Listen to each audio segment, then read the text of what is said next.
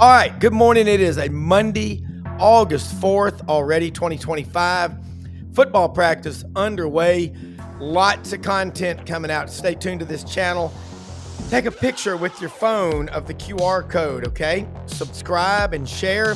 We're live on Twitter, Facebook, YouTube, Monday through Friday, 8 a.m. Central to 9 a.m. Lot to cover, a lot of shows on this channel. Stay tuned all the time.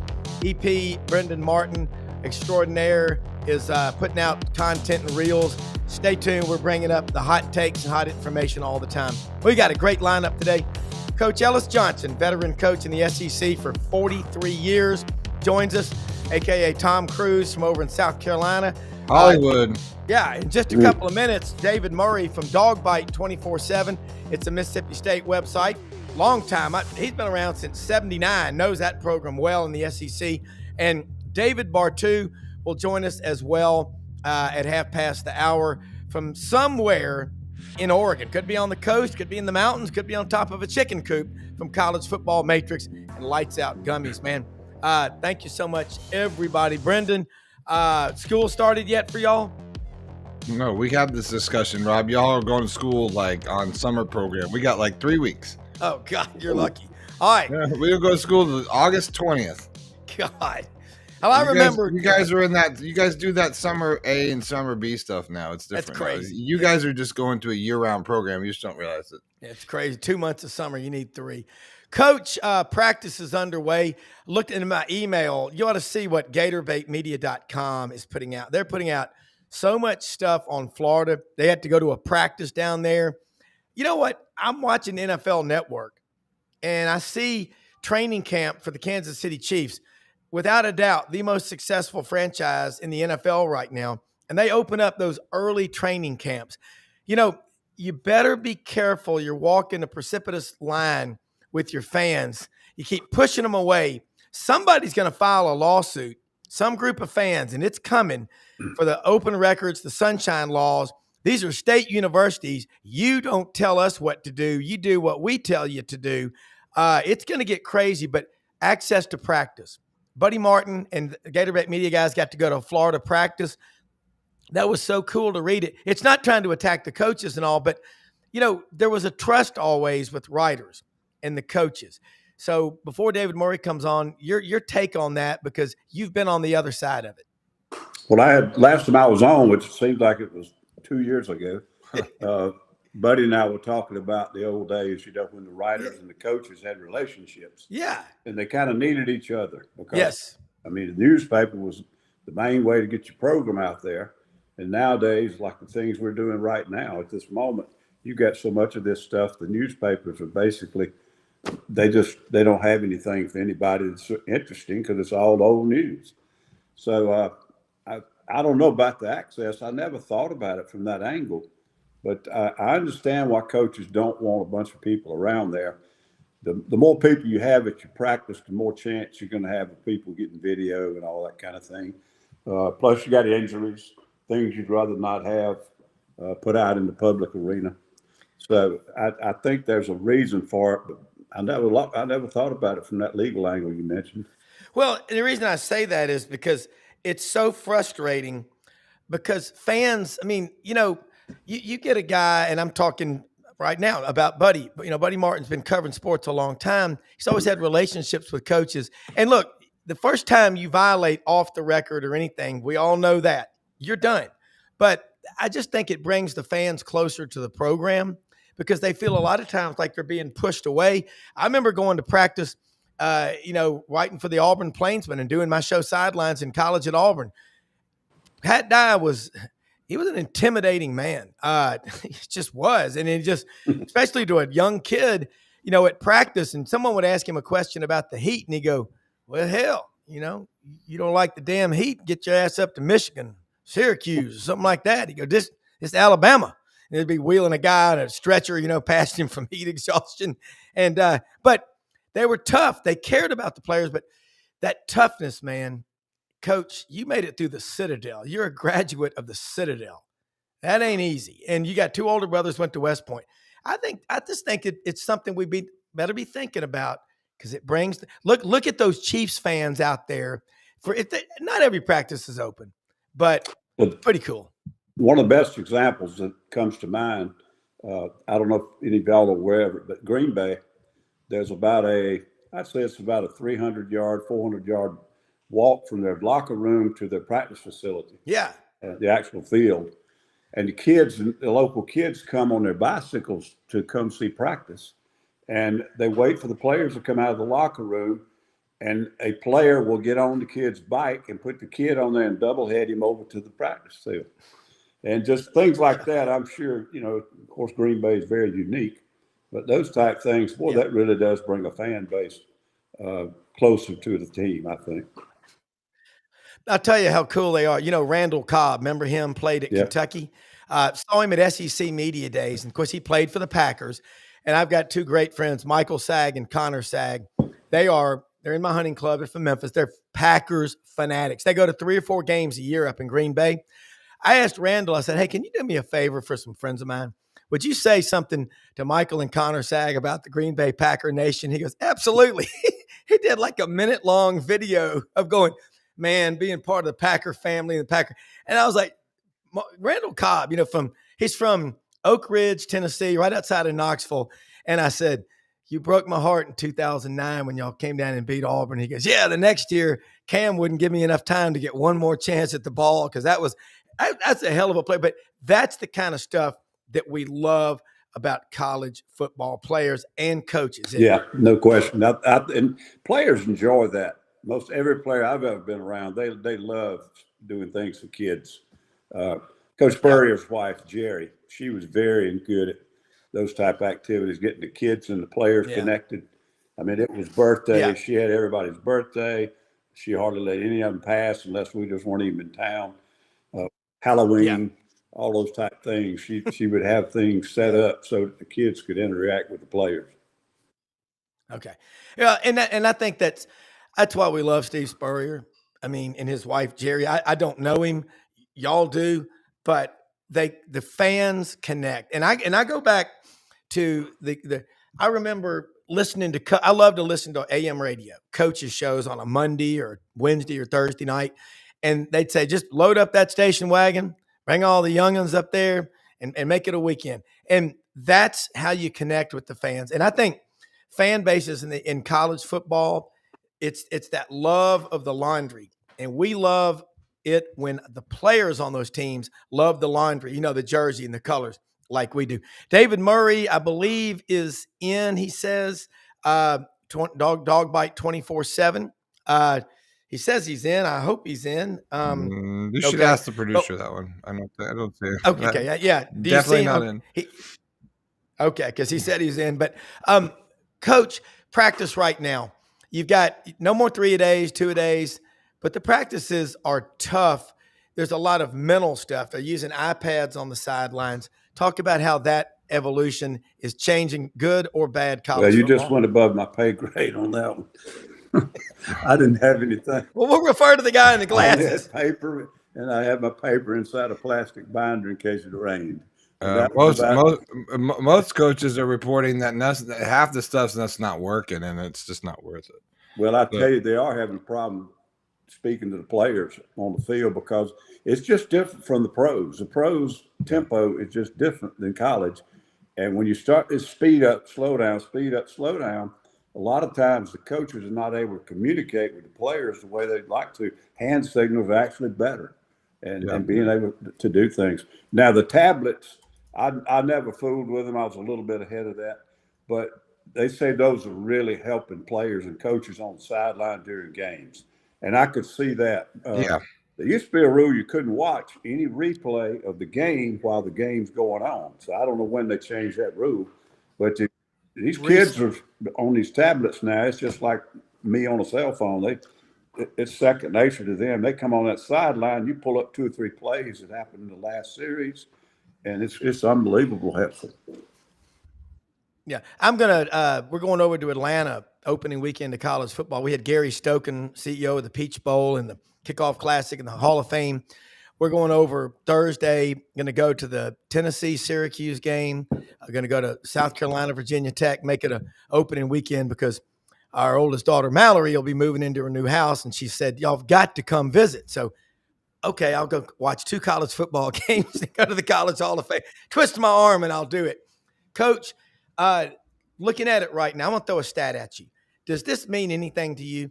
In 4 years in Knoxville, Josh Heupel's Tennessee quarterbacks have only thrown 18 interceptions.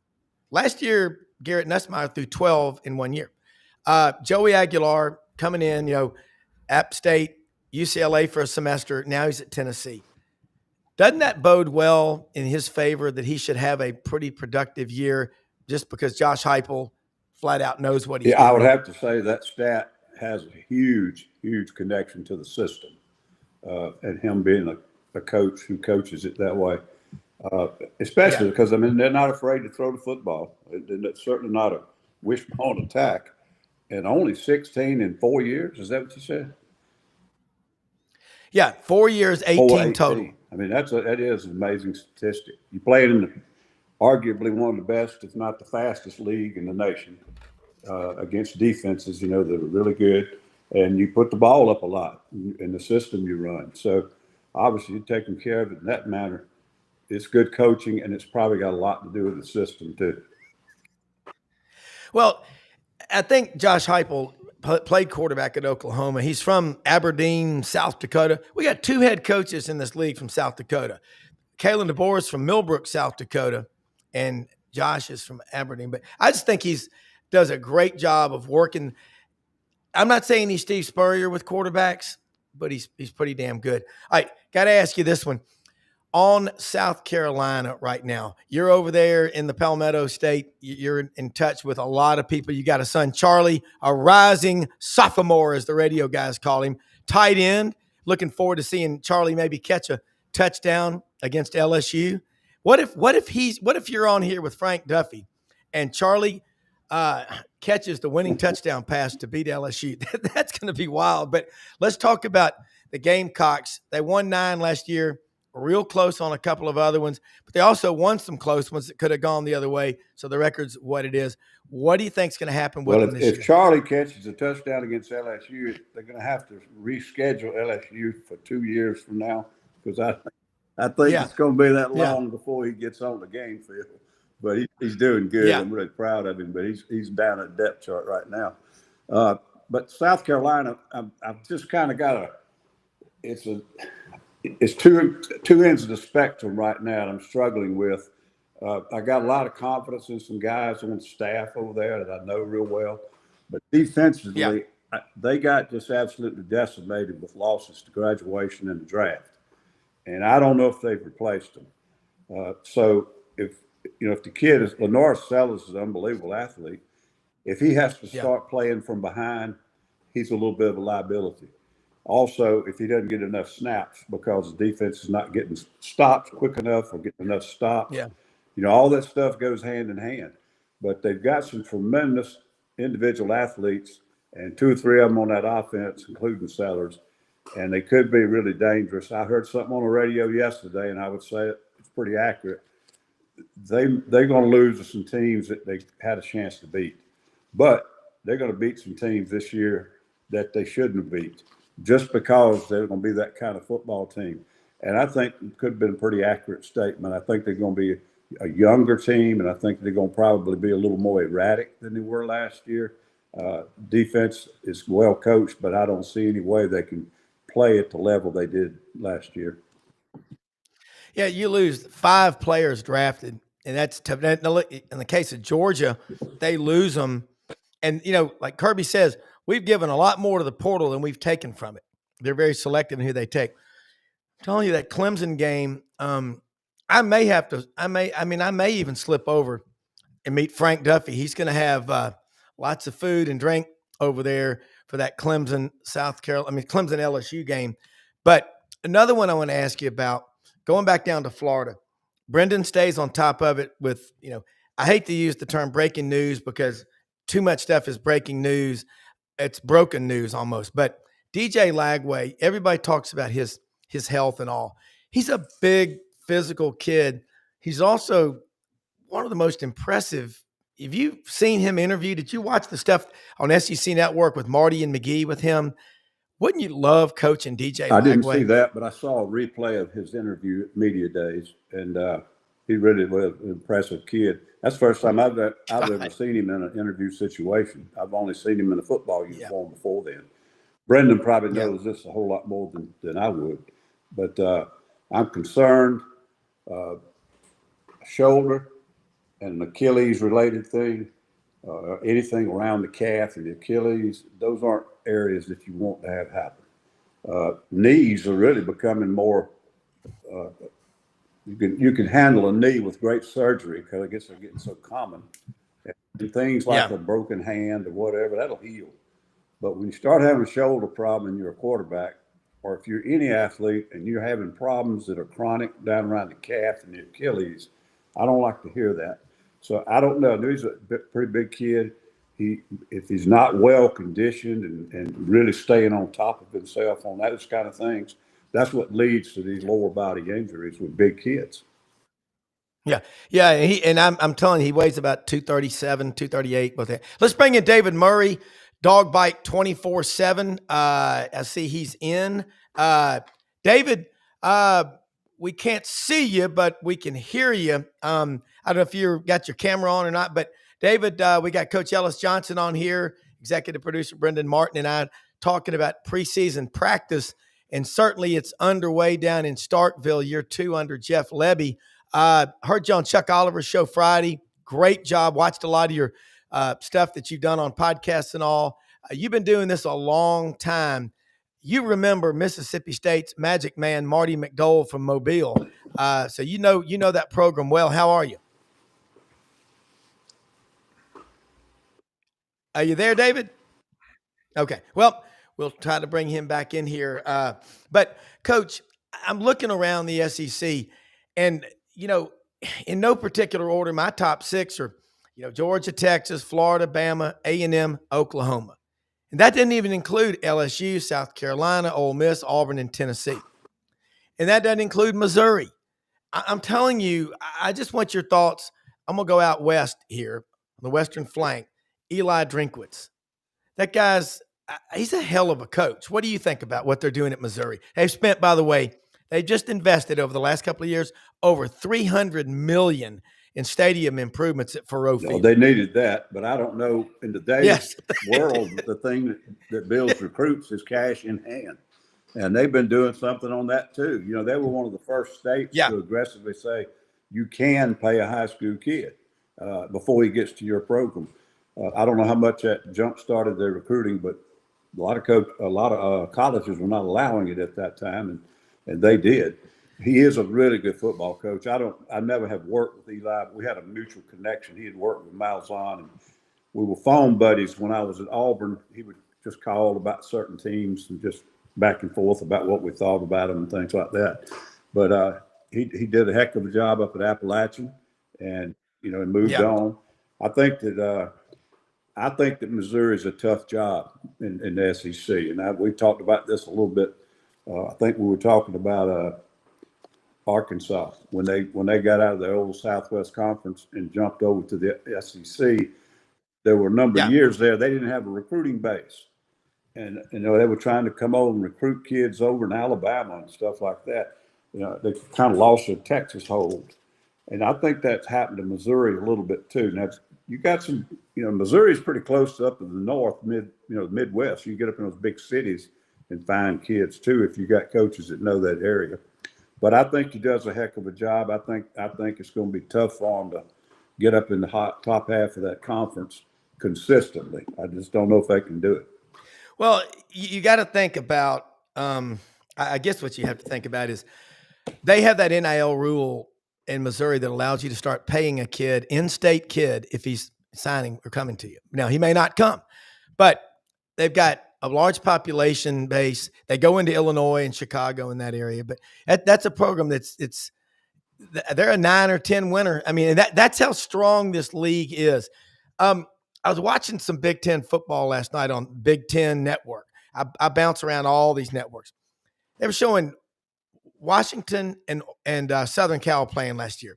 It doesn't seem right. I'm going to go out on a limb right now because I'm drinking some pecan coffee from Shadrack's, but I'm going to predict I will not be shocked Coach, if the Pac-12 doesn't, they don't get the band back together. These travel schedules are just brutal, and it's not just football; it's the other sports. There you go. Yeah, and it just doesn't make any sense. You know, it's bad enough to take a football team, leave on a Thursday, go from West Coast to East Coast and play somebody. Now you can get that done, although it's been proven through Major League Baseball that teams traveling from west to east don't have as good a record as those traveling east to west. It just messes up your biological clock for a while. The thing that really hurts you, though, is when you come home from that trip and you've got something else on the docket in about 3 or 4 days, and your kids for 2-3 days practice is just nothing. Just mentally and physically, they're not there. And I think coaches are starting to realize it. I saw the basketball coach from UCLA, and I can't spit the name right now. Mitt Cronin. Cronin, yeah. I mean, it was a post-game or either post-season interview, and he was wound up. And, I mean, that's what he was talking about. So we've got an obstacle to overcome, and it is not a level playing field. And, hell, I don't know why they did it to start with. I guess they'll wave that big dollar bill, you know, what they're going to get from TV. And they just said, yeah, that's what we got to do. But well, I can't imagine all these other sports, the amount of time they spend in airplanes getting those kids back and forth to contests. Well, UCLA was in debt about close to $100 million in the red. That's why they joined the Big Ten. And that happened July 1st of 2022. Look, what makes the SEC so special is the contiguous footprint. Yep. It's like the weatherman over my shoulder here. You can see that map. We're all connected. I ain't going to be surprised because of the growth of the Catholic Church in the South. If the SEC doesn't make a grab at Notre Dame, because Indiana's connected to Kentucky, which is, you know, all the way up, and they'll be able to say the Southeastern Conference from the top of Lake Michigan all the way to Key West and everywhere in between. Sounds like a commercial for Brasfield Gorey Construction out of Birmingham. They build everything in that area. But, Coach, I love what's happening, though. You know what? You're not hearing about Weeks, the linebacker at LSU. Tough kid. He got 2 brothers on the team there. I think his dad played with Kirby Smart at Georgia. I think he's from Watkinsville, Georgia, right outside of Athens. Someone asked him about NIL and stuff like that. You know what he said? He goes, sir, he goes, we don't talk about finance and money. He goes, we're talking ball. He goes, our coach has got us so dialed in and focused. We're watching tape. We're studying. I got to ask you this. Did you have many of your kids when you were coaching come to you and say, Coach, can I come in there at 5 a.m. and watch tape with you? Because there was a kid at Auburn named Darren Bates who played at my high school, Christian Brothers High School in Memphis. Got down there. He was like a 2-star. He kind of slipped through the cracks because he transferred going into his senior year. Showed up at Auburn, missed the entire summer sessions. Showed up and was so far behind, they thought, man, this kid cannot play D1 ball. Tommy Thigpen was coaching defensive backs at Auburn. And Darren went to him and said, hey, can I come watch extra tape with you? A few days later, they had the first full contact scrimmage. In 25 snaps, Darren had 7 tackles, 2 contact hits, and a forced fumble, and a fumble recovery. And he started every game in his 4-year career there. Do you have many kids like Darren Bates, who's still in the NFL, by the way? Yeah, I remember him very well. Yeah. You know, I haven't had a lot of that. Now, I've had a lot of kids they were gym rats as far as coming over there wanting to see film and look at film. Yeah. But as far as coming in, frankly, the way we organized for them to come in and sit with us and watch tape might not have helped them as much as them going and watching the tape we told them to go watch, because we were constantly stopping and talking things through. And a kid wouldn't see as much tape as he probably would if he was by himself or with a group of kids.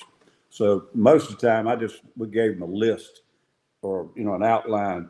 Make sure you watch this the first 2 days of the week, because this is what will have you ready to play this team or whatever.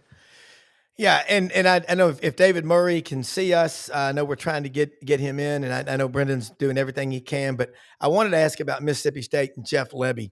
You coached over there in Starkville. Okay, here's Dave Bartoo in right now. Now, Coach, I've told you about Dave Bartoo.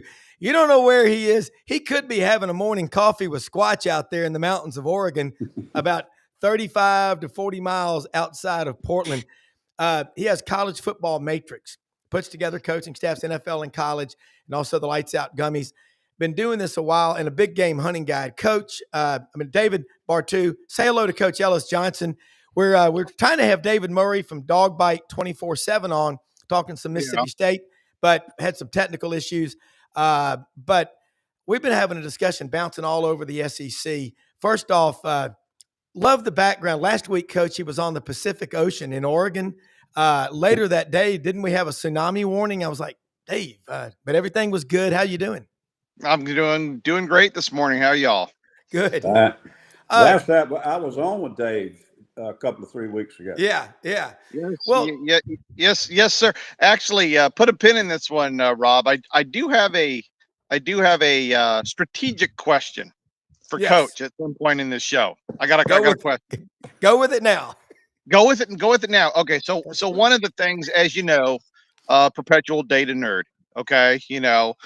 Which it's easy for me because mom brings me my meals, 3 square meals in the basement every day, so I can focus on my data. But one of the things I started looking at was penalties, discipline penalties versus judgment penalties. And obviously the discipline ones, your false start, too many men on the field, etc. Then your judgment penalties. And I started breaking it out by team. And so, for example, one of the teams, Iowa State, in 2024, in the fourth quarter of all their games against FBS teams, they had 0 judgment penalties against them. No passing interference, no holding, no offensive lineman downfield, nothing. But their opponents had 11. Now, I know a lot of people listening might go, well, that's only 1 a game, Dave. That's not a lot. A defensive judgment call raises a drive's expected points by 3.7 points. These calls are big. So my question to Coach is, if you learn of a disparity like that, do you have an opportunity to get in front of an officiating crew before the game to meet them? And would you take advantage of pointing out something like that to try to gain an edge in your game that you're about to play? It sounds to me like Iowa State's got a better payroll for their officials.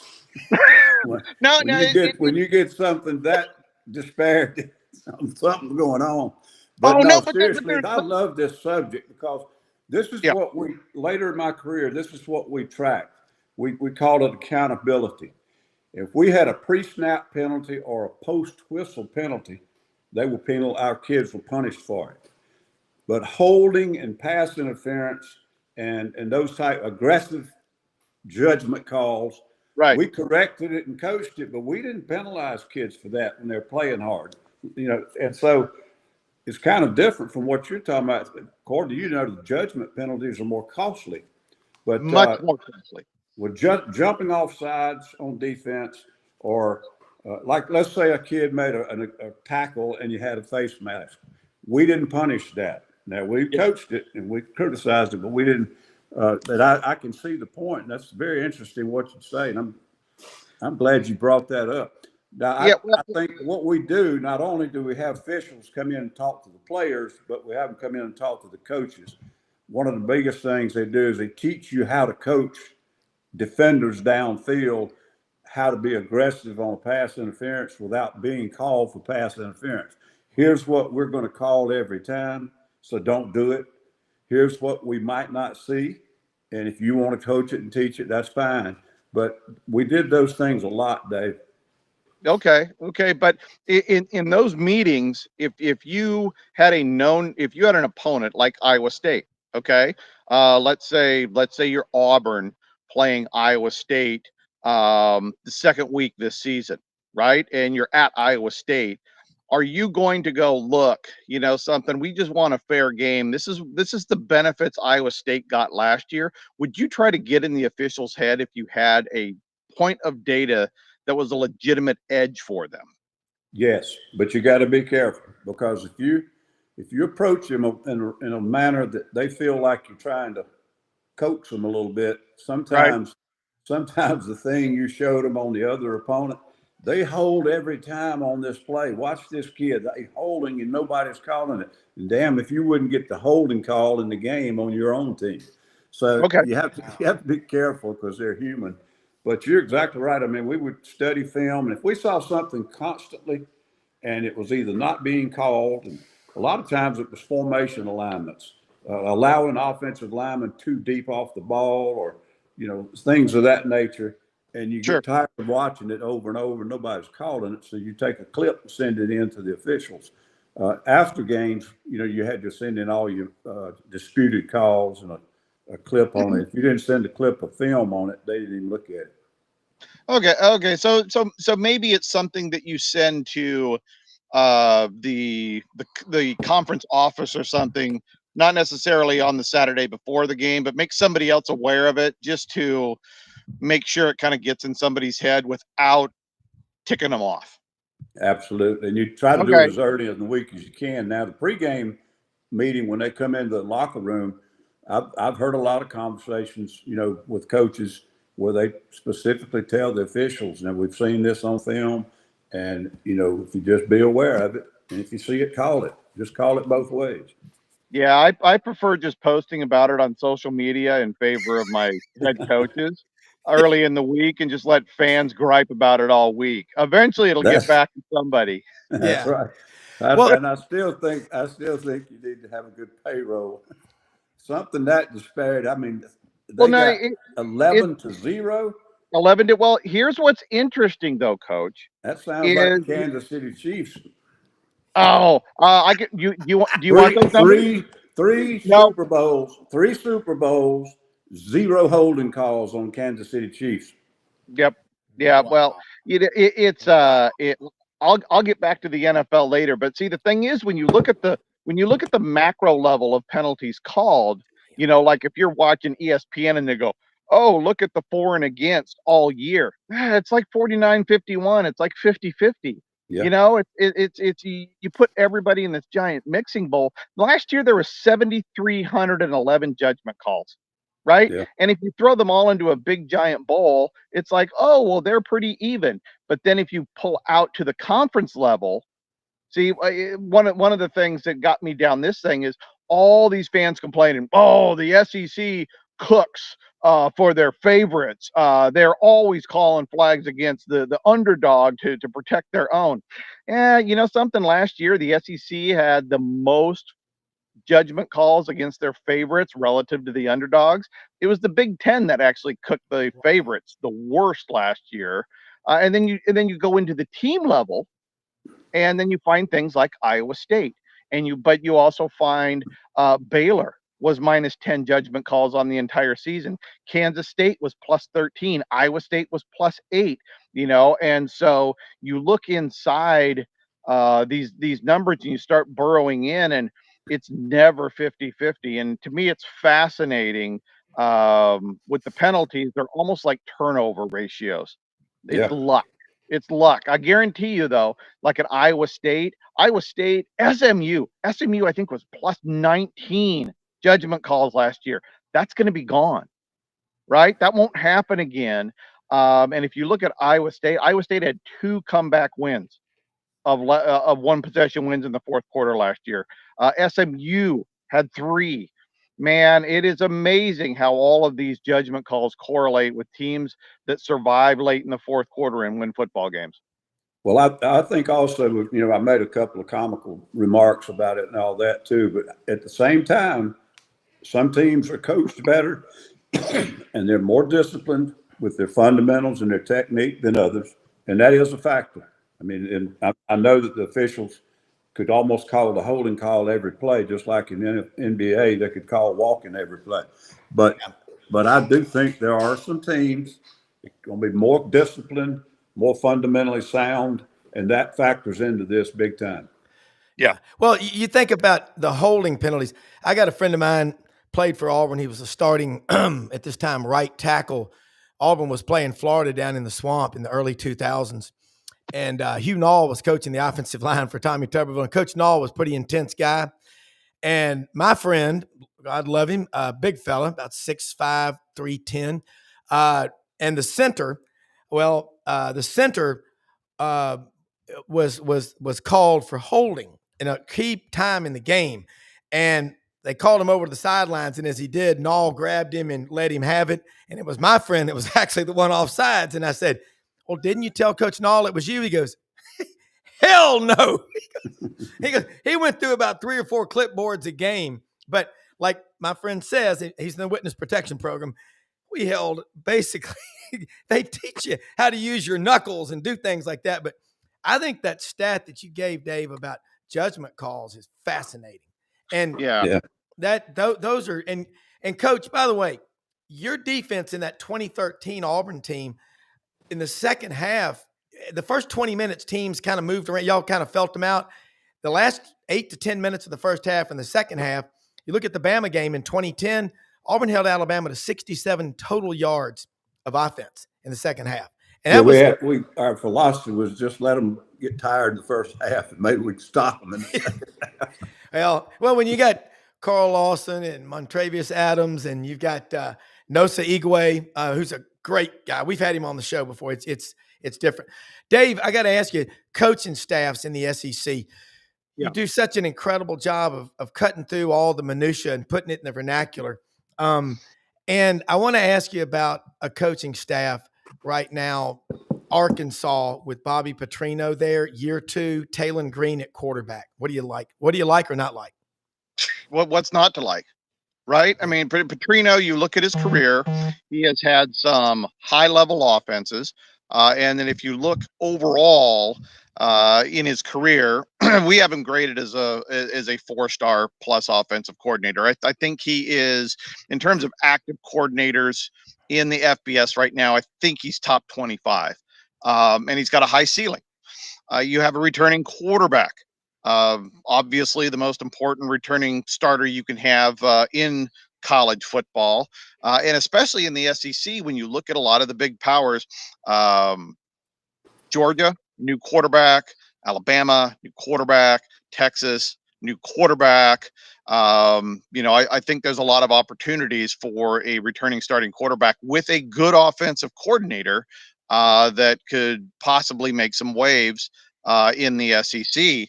So offensively, I don't think any of us are really worried about Arkansas because you had a good offense last year, because you have Petrino, and we all know Petrino is coaching to be a head coach again, right? I mean, he is putting everything into having a great offense in order to get a shot at being a head coach again. We all know that. So I'm not worried about the Arkansas offense. I think the question is just going to come down to overall talent and the defense for that team this year. Yeah. David, another one I got to ask about, I want to ask you is Jeff Lebby at Mississippi State. We were going to have David Murray on from Dog Bite 24/7. We'll try again tomorrow. I put that on me. But his father-in-law is Art Briles. He's got a really good mind. He was at Ole Miss with Lane Kiffin, had great success, left after 22, goes to Oklahoma. Now he's at Mississippi State. Blake Shapen, his quarterback. That's where you start. Defense couldn't be any worse than they were last year. As David Murray said, never seen anything like it in my 46 years of covering Mississippi State.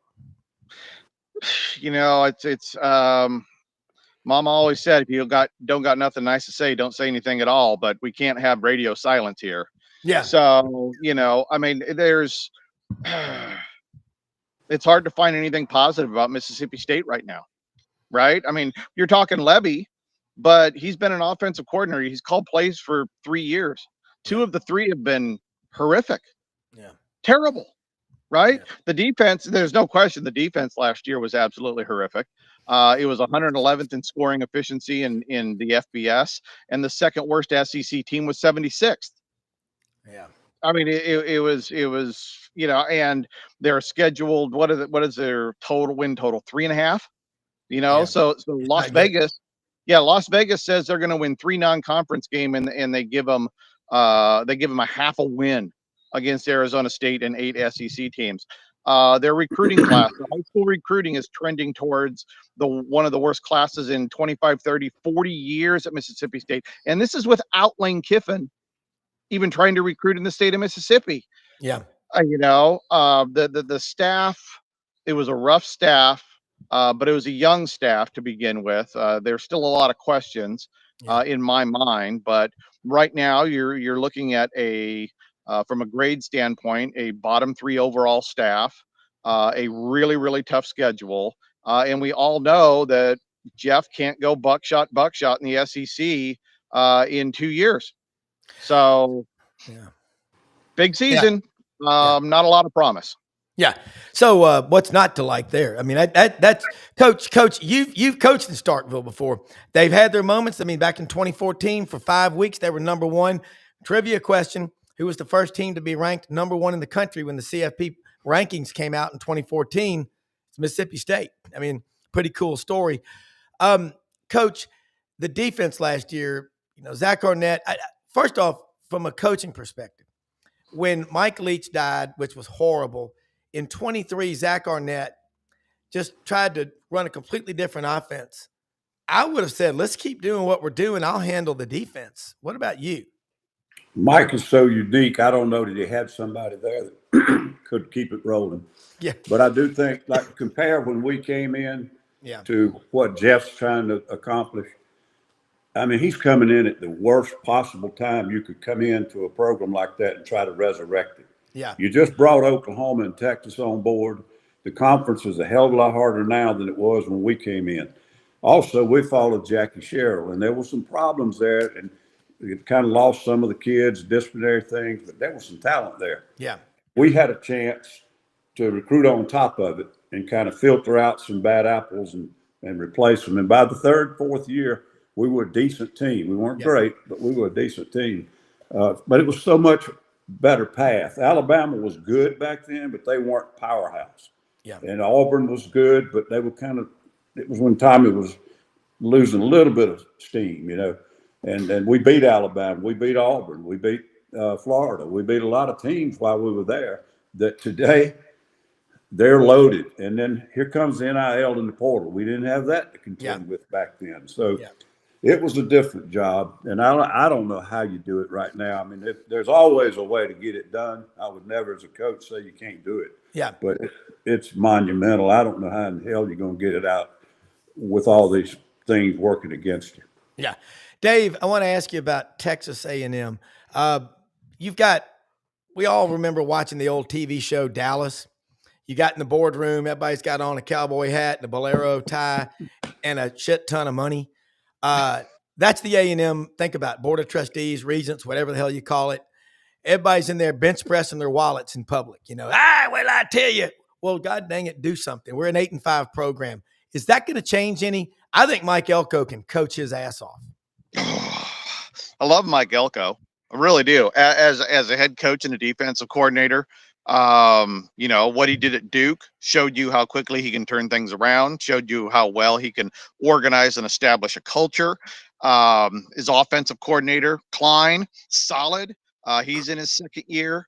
Again, like Coach just said, the SEC is just a buzzsaw every Saturday. It's just, we're talking about A&M struggling to, maybe win a conference title or getting a conference title game. And they'd be favored in God knows how many games against everybody else in the country. But I do believe in Elko, but there seems to be something, as kind of like you alluded to, there's like an intangible in these Texas schools. It's not just A&M. It's also Texas.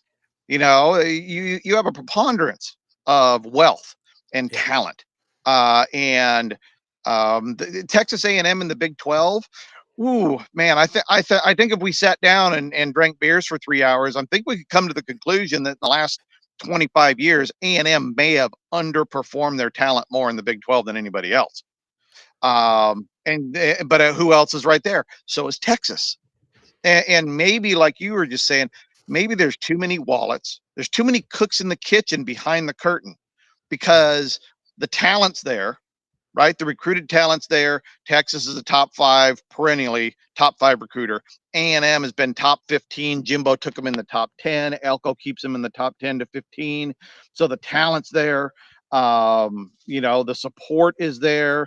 The stadiums are full. The money is everywhere. Everything that you could want to be a conference and national championship contender is at both programs, and both chronically seem to underperform.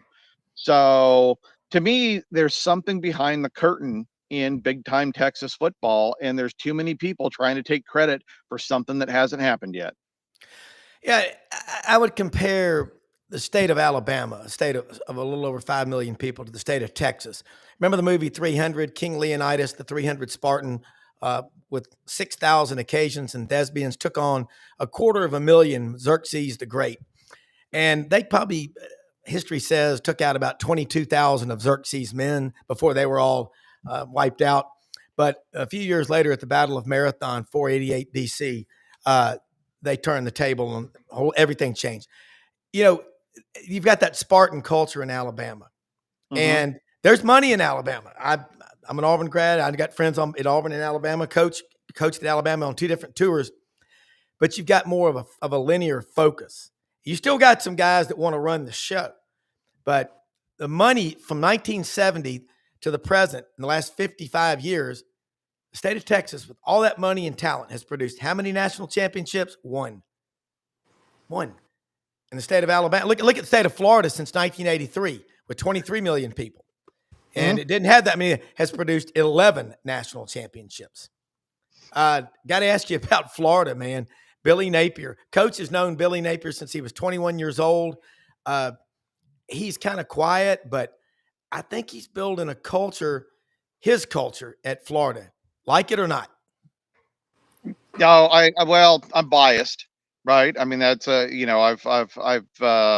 been part of that culture for a little bit, and really believe in Billy Napier. In fact, given all the pressure against him in October, might have been college football coach of the year the last 6 weeks of the regular season, because I'm sure there's a lot of guys that would have folded, and somehow they got it turned around. Staffing is solid. I think him as a head coach, above average. Offensive coordinator, solid. Ron Roberts has had some really good years. Yeah. Coach can attest to that, and his defenses. So yeah, but again, with Florida, they don't recruit at an elite level. So they're playing with a little bit less of a stack deck. And that schedule, I don't care what you say, the physicality alone of that schedule and the lack of depth in college football right now just catches up to teams. So as much as I love the opportunity that Florida has with their staff, with their kids, with their quarterback, I can't, this wouldn't be a team that I go, okay, this is a dark horse to get to the SEC title game, because that schedule is as tough as anything out there. And I just can't bet on something that is that hard of a path. If they make it, hats off. But to me, 8-4, 9-3 is a fantastic year for the combination of what they have with that schedule. Coach, the creeper defense that Ron Roberts started at, I think, Delta State and then Southeast Louisiana, Baylor, has been around a while. Just in 60 seconds or less, can you explain that to Joe Sixpack, who's sitting on the front porch sniffing glue out in Olathe, Kansas? I really don't. I mean, from a standpoint of X's and O's, I really don't know much about it, what he does. One thing, remember the last time we were on together, though, after we got through, we wished we'd asked Dave about the exodus of players out of the SEC as compared to coming in. Yes. I want to get with your knowledge and your matrix and all this stuff, you can probably answer this question and be accurate on it. I think what's bringing the SEC back in line with the Big Ten and even some of the other conferences, as far as their ability to dominate, they're losing the depth. They used to be able to stack depth. They're still the best recruiting conference, but people are buying their players. And so if you probably can prove it, I think that there are a lot of good players that are leaving the SEC after being recruited by the SEC. And there's not as many coming into the SEC. They're not relying on the portal quite as much as they are the high school recruiting. So what's happening is what you just talked about, Florida. They may not have the depth to run that gauntlet, whereas maybe 10 years ago they did. And a lot of teams are just like them. Is there a statistic that you can prove that and say you're exactly right? No, I can't prove anything. Right? We're kind of throwing. What we're trying to do is throw darts of expectation. right? But I do believe what you're talking about, Coach. There are a lot of things that factor into that. The idea that the SEC relies on high school recruiting, I agree with that. If you look in the NFL, over the last 20 years, teams that rely on free agency, a lot of players in and out, those teams have the worst record. The teams that draft best and retain their talent have the best records in the NFL. The teams that rely on free agency, and in college, to me, free agency is just transfer portal kids.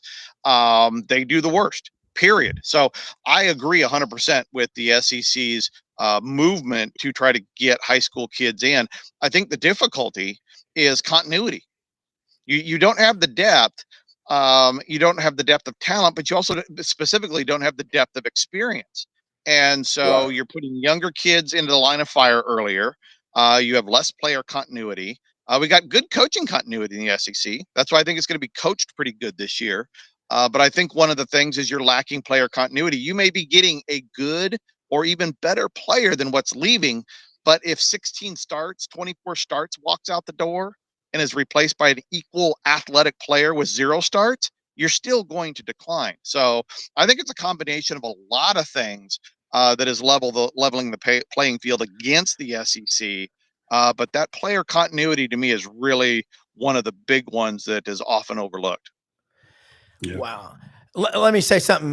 Hey, this here is the Turtle Box from HewlettandDunn.com on the square in Collierville. They're the turtle right there. Anyway, what it is, it's a Bluetooth speaker, but they've got this little seal on the side, okay? You take this thing, you plug it in, but when you click it, you can drop this thing in the water and it doesn't mess it up. I mean, it is so strong, even I can't screw it up. Or, as we like to say, Jethro Bodine can't screw it up. Dave, got to get you a Turtle Box, man. You can sit out there and listen. You know what sounds really good on here? My friend Pete Cordelli, every time he'd be on the radio with me, he always had to put in the bump music. We had to put one of the Grateful Dead's best songs, I think, Ripple. And it sounds great on here. Dave, you ever heard Ripple before? Yeah, I'm dude. Look at me. I got gray coming out everywhere. I'm not. I'm almost as old as you two. Jiminy. Okay, I got you. All right. So I think that what you just asked was a great question, Coach. And you look around and at the transfers, the guys that used to stick around to be developed as second and third teamers. You know, that 2010 Auburn team is a benchmark team. You had Nick Fairley, the best defensive player in the country, Cam Newton, the best offensive player. But other than that, you didn't have but a handful of guys drafted and some free agents off that team, but you had 24 seniors on that team. And Coach, you just talked about, and Dave, you did too, guys walking out the door, all those starts. That is huge. And Coach, when you're developing players in today's world, you got to fast track it. You know what you ought to do? Do like they do in the Marine Corps, 13 weeks of basic. You take a bunch of guys east of the Mississippi, and in 13 weeks, you have Marines if they survive, if they leave your island. But that's a fast track to do it. But you obviously want what? Couple of years? How long does it take to learn a new defense? We got about 6 minutes to go, but the breakdown on that real quick, and then I got another one for Dave. This is great stuff. Dave Bartoo, and order these gummies, people. I'm using them. They work. I haven't slept like this since I was 9 years old and didn't have bills and a mortgage and, 4 kids. I mean, I'm glad I got them, but you will sleep 7-8 hours uninterrupted. They work. Go ahead, Coach. Well, it depends on how complicated you want to get with your system, but no question, when you've got a bunch of kids who've been in it for 2 or 3 seasons, you can turn some things loose out on the field, and they make the adjustments, they make the calls, they can do so much more, and you don't have a lot of things happen that you can't control because they've seen it happen and they make the adjustments and things. So just learning the basic defense, that ain't hard, but learning all the little things that can come off of it and what the offense can and cannot do against this call, et cetera. It takes a kid 2 or 3 years. Yeah. Okay. Dave, that being said, what is a story that we're not talking about in college football, be it in the SEC or anywhere in the country, that we better be paying attention to? Because having you on every week is like, and having you on with Coach is fascinating. Well, let's see here. Let's go along with that subject of complex defenses taking time to learn. Jim Knowles just went to Penn State. Jim Knowles is an excellent defensive coordinator. But when Ohio State hired him, one of the first things we said is it's going to take 2 or 3 years for this defense to get really good because it is very complicated. It can be very good. It has a high ceiling, but it is not a turn and burn defense. So I know everybody loves Penn State. They got a good offensive coordinator. They got a really good head coach. They got a good offense coming back. They got the quarterback coming back. They got a lot of defensive players coming back. But Jim Knowles' defense takes a minute. I think that it is being not. I think all the shine on Penn State is worthy. But my concern is the defense struggling in year one of Jim Knowles because of the complexity of what he's trying to install. Happened at Ohio State, happened at Oklahoma State. I expect it to happen at Penn State this year. Yeah, I'm betting 2 sackfuls of crystals that Texas goes up and gets the win at the shoe against Ohio State. Oh, that game. You know how every year we look back and go, "Ooh, God, we thought that game was great," and it really ended up being against a couple of teams that are not in the top 10. Yeah. Right? You got 2 new quarterbacks. Ohio State has a new OC who's never called plays before. They got a new DC who's never been in college before. Texas is a perennial underperformer. Watch out for that game. It may be fun leading up to it, but come November, we might look back and go, woo-wee, that was not as cool as we thought it was going to be. Yeah, we used to hear George Lapidus on the radio in Memphis when you had 2 teams like that playing. He goes, "That's 2 dogs barking at each other." He goes, "Not going." Dude. All right, Coach, for executive producer Brendan Martin, putting out incredible stuff throughout the show, making this ship stay afloat. And stay tuned to this channel. There's content on here, 8 shows, hopefully 9 soon. Cover the SEC like nobody else. Buddy Martin show tonight, 9 p.m. Eastern.